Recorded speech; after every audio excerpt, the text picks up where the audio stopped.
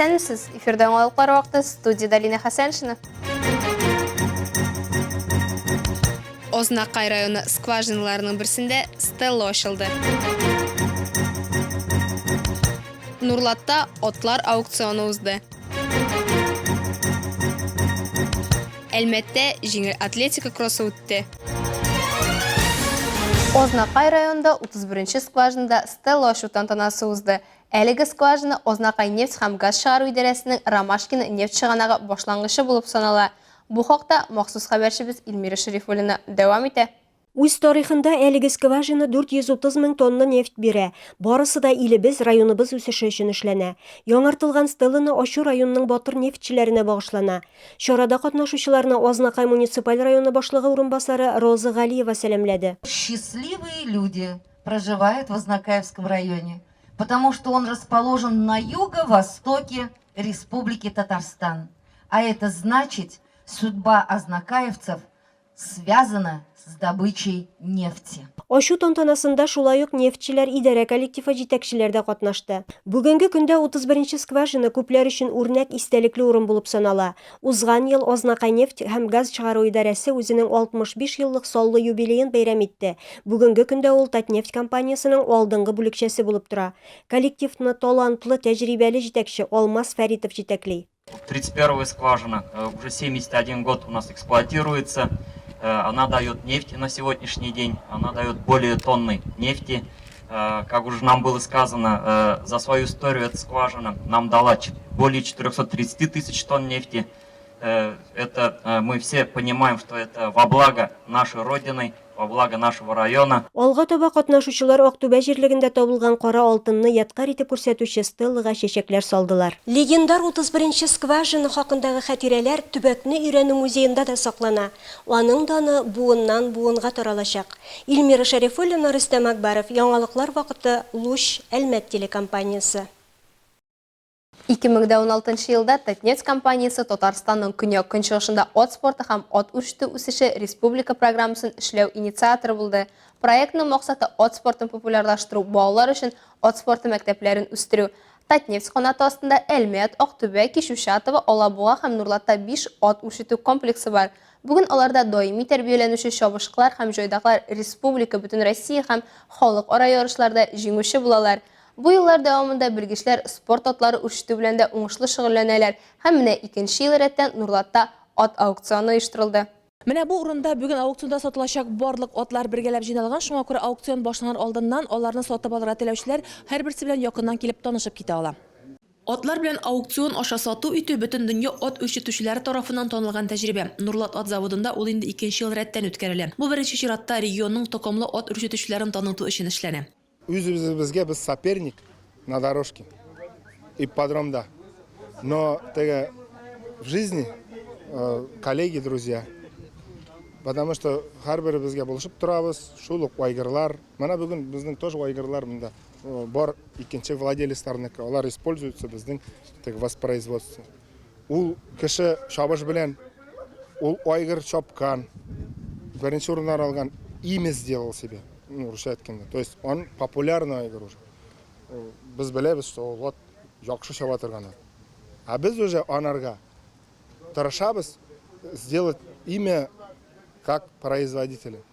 Бүген Татнефть компаниясы канаты астында үсеш алган Нурлат ат заводы чабышкылары һәм шул танылган чемпионнарны җитештерүчеләр белән билгеле. Аларның тукымнарын Башкортстан, Оренбург һәм Чиләбе өлкәләрендә дан казанганнарын күрергә була. Бүген биредә 100дән артык баш юртак исәпләнә, араларында 20се пони. Соңгылары балаларны от спортын әзерли. Аукционда токымлы һәм физик үзенчәлекләре белән тан тоткан бияләр тәкъдим ителде. Старт бәясенә карап сәүдә адымы 5000 сумнан башлап 20000 сумга чаклы тәшкил итте.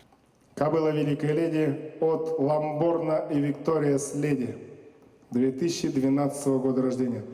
И 208 тысяч рублей покупатель номер 7-3. Продано.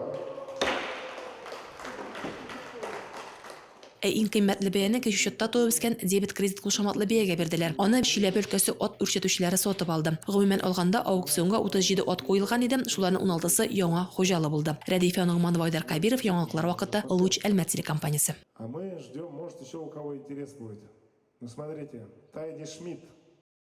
Әлмәт хатын-кызлары интеллектуаль һәм күңелле ял итә алдылар. Алар моны IMAMS проекты ярдәмендә эшләде. Әлмәттә ул инде ай сайын диярлек 2 ел дәвамында уза. IMAMS хатын-кызлар арасында акыл уеннары. Аның инде үз тарихы бар. Беренче IMAMS уены 2008 елда Кемерово шәһәрендә уза. 2019 елда проект катнашучылар саны буенча Россия рекордын куя. Анда 647 хатын-кыз килә. IMAMS инде 190 шәһәрдә һәм 14 илдә уза торган халыкара проект. Ай сайын гүзәл затларны берләштерә торган шәһәрләр саны арта гына бара. Әлмәттә инде ул 2 ел уза.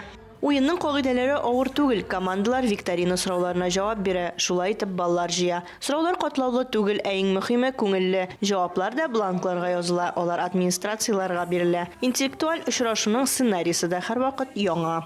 У нас есть разные варианты сценариев, это бывает. Бездә төрле сценарий вариантлары бар. Бу классик уеннар. Билгеле бер темага бәйләнмәгән тематик уеннар бар. Әйтик, бездә космос, маскарад, Хэллоуин кебек уеннар узганы да бар. Яңа ел һәм җәйге тематикага уеннар да бар. Есть игры на новогоднюю тематику, на летнюю тематику.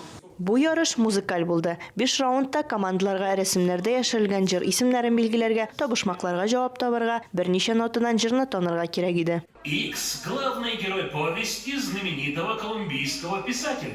Уенда 18 команда катнашты. Кызлар мәнфәгатьләре буенча берләшә. Кемдер бергә эшли, кемдер дуслары белән юл итәргә килгән, ә кемдер җыелма команда төзегән. Биредә даими уенчылар да бар. Мы вообще мамочки январят деток. И мы как-то решили один раз сходить, и все, с того момента больше не пропускали ни разу. Безгә бик ошый. Калдырмыйбыз бер уенны да уйныйбыз. Катнашабыз. Уен ахырында хөкемдарлар балларны санап, 1-нче, 2-нче һәм 3-нче урыннарны ачыклады һәм призлар тапшырды. Луч телекомпаниясе командасын Заман белән бергә номинациясендә бүләкләделәр. Алия Байрамалова, Айдар Кабиров, Яңалыклар вакыты, Луч Әлмәт телекомпаниясе. Югары лига командалары арасында футбол буенча Татарстан Республикасы чемпионаты уеннарының финал этабы башланды. Хәзерге вакытта иң көчле 6 команда мөнәсәбәтләрне ачыклый. Бөгелмәдә Энергетик стадионында Бөгелмәнең Нефтяник һәм Казан шәһәренең Нәфис командалары очрашты. Уен кызыклы узды. Толырак безнең сюжетта. Бөгелмәнең Нефтяник командасы өчен үй матчының финал очрашуы яхшы башланып китте. 10-нчы минутта әлеге команда футболчылары беренче голны кертте. Ләкин беркем дә бирешергә җыенмый иде. Нәфис командасы финалга инде лидер булып чыккан. Команда чемпионатның 2нче баскычына дәгъва итә. Беренче тайм ахырында алар исәпне тигезләп куйдылар. 1-1. На встречных курсах игра проходит, есть голы забиты, есть голевые моменты. Я думаю, те, кто пришел, погода благоволит, поэтому те, кто пришел, я думаю, сегодня останутся довольными по-любому. Поэтому сейчас вот посмотрим, как во втором тайме. Дай бог еще положительных эмоций, было бы вообще здорово. Икенче тайм үзенчәлекле. Уен нигездә нефт чакырында барды. Көндәшләр аларга куркыныч мизгелләрне тудырып кына торды. Эмоциональ уен штрафларга бай булды. 10 тапкыр туп капка яныннан үтте. 11-нчесе голга әйләнде. Нәтиҗәдә уен Казан командасы файдасына 1-2 белән тәмамланды. Нефтче вратаре мөгъҗизалар эшләп шаккаттырды ди Нәфис командасы тренеры Ринат Белалетдинов әлеге уенга бәя биреп. Элемент удачи был, и пенальти не забиты, тут и вратарь чудеса творил, все, и с ленточки выбивали. Ну, бывает такое, бывает, да, результат, если так, вымучили в добавочное время. Но по содержанию, конечно, тут рекомендации будут. Нәфис командасы бу уен нәтиҗәсе буенча турнирда җиңүче, 2нче урында калды. Ә Бөгелмә командасын күчмә уеннарда Казанның Эверест һәм Сокол командалары белән очрашулар көтә. Айгөл Шәрәфиева, Зирак Сәйдкулов, Луч Әлмәт телекомпаниясе, Яңалыклар вакыты. Калабызның Экстрим паркында Твоя миля җиңел атлетика кроссы узды. Мәктәп укучылары һәм студентлар 1,6, хатын-кызлар 3,2, әйратлар 4,8 километр йөгерде. Һәркем үз милесен йөгергән ярышларда безнең төшерү төркемендә булды.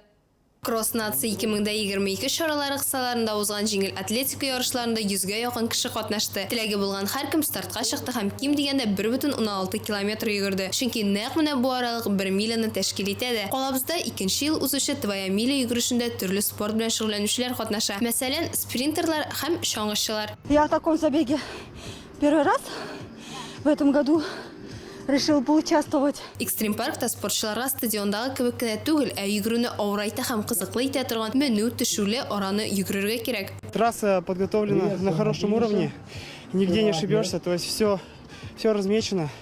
Вот, есть подъемчики небольшие, но как раз хватает для школьников, для студентов в первую очередь.